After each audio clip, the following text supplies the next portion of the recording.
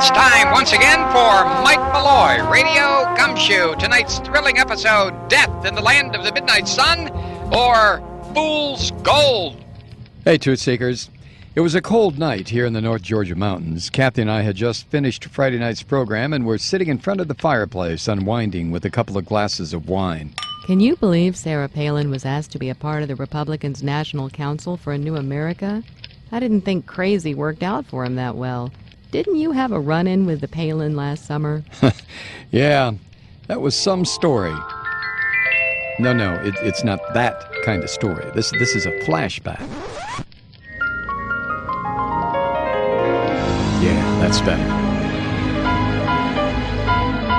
It all started early last August. The smart money was betting McCain was going to pick Lieberman as his running mate, but I had been hearing rumors about a mysterious woman from Alaska who was going to get the nod. It seems the Republican elite were cynically trying to woo disgruntled Hillary supporters over to the dark side by placing a woman on the ticket. That only proved to me two things. One, you don't have to be very smart to be a member of the elite crowd. You just need money, and lots of it. And two, I was going up to Wasilla to scoop the mainstream media. I took a cab to a motel on the outskirts of town, checked in, and called to make arrangements to interview the governor. Her secretary said she could see me that evening. On the cab ride over to her house, I couldn't tell if I was looking at the Aurora Borealis or the lights from exploding meth labs bouncing off the clouds. The cab dropped me off at the foot of the driveway, and I started up toward the house. She was waiting for me on the porch, and the front door was open. From 30 feet away, she looked pretty good. From 10 feet away, she made you want to back off about 20 feet. Mr. Miller, how good of you to come. The name's Malloy, Governor. So you're not Mr. Dennis Miller from Fox? No, ma'am. I'm from the Mike Malloy program. Oh, well, that's different then. I've heard about you. Sparky, could you come here for a minute and bring Doc and Sneezy with you? 3 large, down-vest-wearing thugs came out of the house. The look in their eyes spelled trouble, but with my dyslexia, I couldn't tell for sure. Boys, could you please beat Mr. Marlboro here into unconsciousness? I've got a few phone calls to make. When y'all are finished playing with him, drag him down and tie him up in the rumpus room. And Chico and Zeppo, gas up the turkey grinder. We might be needing it. We'll talk soon, Mr. Marlin. By golly, you betcha. She winked and turned and went back into the house while the goons came at me with everything they had.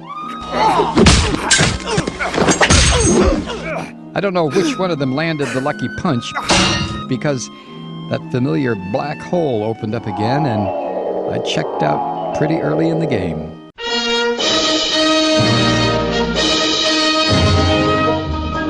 Maverick,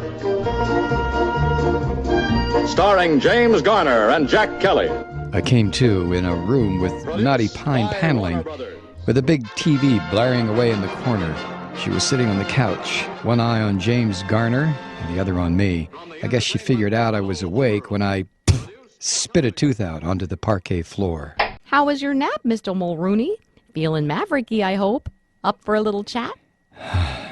Not really. Look, my head feels like I just went 15 rounds with an industrial compactor. Oh, you liberal socialists are all the same. It's all about you, isn't it? I'm tired. I'm cold. I'm bleeding. Me. Well, that's what you get for palling around with the terrorists. And that's what you get for trying to stop me from being a heartbeat away from the presidency of this gosh darn great country of ours. Look, you keep singing, sister, but I'm not buying any of it. You people have just about destroyed this country. Oh, good golly gracious sakes. No, you've got it all wrong, Mr. Mallory. President Bush has kept us safe. Well, I remember it was just after 9/11, and I asked my husband Spunky if the potato salad tasted kind of anthraxy to him, because the grocer down at the A&P had hired a dark-skinned fella, and I thought he might be one of those godless Muslims, don't you know, who might have been putting some anthrax in the Hellmans. And Spooky reminded me that George Bush and John Ashcroft rounded up everybody who looked even just the teeniest highest bid Araby and locked him up good and tight. So no, Mr. Mulray, you've got it completely backward there. And another thing, that good patriot, Mr. Dick Cheney, told me that if I studied really hard and learned all my lines, I'd get to be president after poor Mr. McCain passed away during his second year in office. And then I'd serve out the remainder of his term and get reelected I listened to her again and again. prattle along With like a she had a permanent lifetime Republican majority, subscription I'm to going the be president I've for the Lost My next 10 Goddamn years. Mind Isn't that Gazette. something? When she did something that caught my attention, she was holding a hypodermic needle. But now it's time for you to take another nap. We don't want you getting all cranky and turn into a Mr. Grumpy Gus on the plane now, do we? We're going to take a little trip to see Mr. Moneybags. He'll know what to do with you. She came toward me with the needle. I said a few appropriate prayers to whatever powers in the universe that might be listening. I felt the hypo bite into my neck and thought, so long, Mike.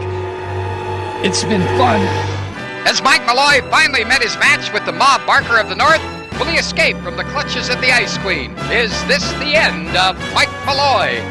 Well, if you've been paying attention, you know this is a flashback. Of course everything turns out okay. But be sure to tune in next time anyway for the thrilling conclusion to Death in the Land of the Midnight Sun or Fool's Gold.